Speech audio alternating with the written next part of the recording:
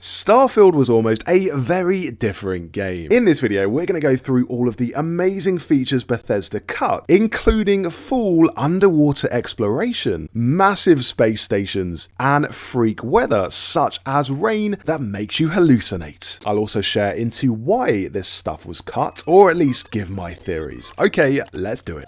Now, the person who discovered all of this cut content is a Reddit user by the name NP Complete, and they did so by rooting through all of the game's files. They actually did this months ago, around the time of the game's launch, but loads of people missed it, and I thought it was just too interesting not to bring to you guys' attention. They discovered cut settlements, quests, undersea life, and more, all in the game's files. And all of this, according to NP Complete, still exists in the game. Although I have to clarify here, it only exists in the game in text form. In other words, the devs described the content I just mentioned rather than, actually create it. So the cut content was cut at the earliest design stage before it was actually made. Still, it sounds incredibly interesting from what they left in there, and one of the most interesting to me are the cut locations. The following locations are referenced in the game files, but do not appear in the final release. So we have the likes of Azure Brook Farms, Chandra Vineyard, Cody Hills, and Bethesda Fellowship. That last one, Bethesda Fellowship, is labelled in the files as a space station, so this could have been one of the biggest locations in the game. And from the Fellowship in the name, it sounds like it has sort of religious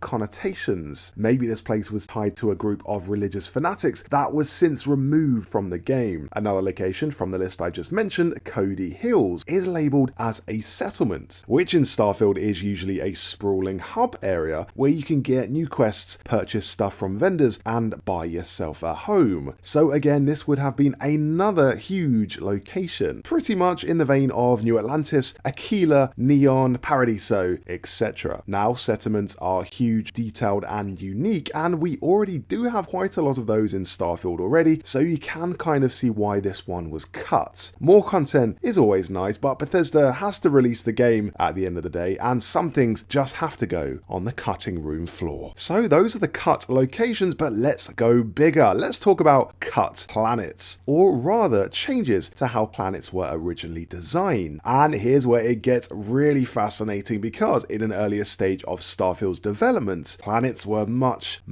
more out there. In the files this data miner found, there was a field labeled special. In that special field, a developer left notes listing different planetary traits. For example, one planet is listed as having a permanent hurricane, which would have been wild to see. Literally an infinite gale force storm. And it's not out of the realm of possibility, because after all, in real life, there is a never-ending storm happening right now on Jupiter. But in Starfield's case, maybe having a permanent hurricane blowing around hundreds, if not thousands of physics-enabled objects would be too much for the game to handle. Video games are capable of amazing storms, just look at Battlefield, but Starfield is a very different game. It would have been nice to see though. Another planet called Marduk 1 is listed as having a quote, gouge from collision, end quote, which is open to interpretation, but for me it sounds like it has a massive mark in it caused by an asteroid strike. Imagine you're exploring the planet and you suddenly come across the space equivalent of the Grand Canyon, only 10 times as big. It has got to be a pretty impactful asteroid to have literally gouged a mark in the planet. So according to this description in an earlier build of Starfield, not all planets were spherical. Some had massive chunks missing. Space is a rough place. Another planet I love the sound of is Java 4, which used to have giant canyons, and players would need to shelter in these canyons from the sun. In the special field, it says, quote, only giant canyons are habitable, in brackets heat 3, end quote. This number indicates that heat has a rating, and this rating is calculated based on whether or not the player is in the sun. So for instance, in the canyon, the heat rating is 3. While that heat mechanic didn't make the final game, there are traces of the canyon idea still on Jaffa 4. If you go there in the game now, you will find a base called the Vulture's Nest, and that's situated inside a giant canyon. And if you've not been to the Vulture's Nest yet, I really do recommend it because it is full of contraband. A great way to boost your credits balance. As well as the heat mechanic, it looks like there was also an hallucinogenic mechanic in the game at one point because the planet Volley Alpha is listed as having a hallucinogenic atmosphere. There are also references in the notes to psychotropic rain and vapor. So on this planet you would literally land and get high, with the rain making you start seeing these weird visions. A bit like a watery version of the spice in June. That does sound like it would get annoying though, to be honest, so I'm glad Bethesda removed that little mechanic, but the general hallucinogenic concept remains on the planet of Volley Alpha. That's because, as you may know, that is where the settlement of Neon is. And in Starfield lore, Neon was originally a fishing platform, but when the constructors discovered the planet's native fish produced a substance with psychotropic effects, they decided to switch the entire operation to creating a drug called Aurora. And just to close out the list of cut planetary effects, the game files also contain references to planets with methane volcanoes, which sound amazing. Also, giant geysers, oceans formed of liquid lead, which would have looked very cool to see, just a vast sea of bubbling black liquid, and also nitrogen snow that could presumably freeze players solid.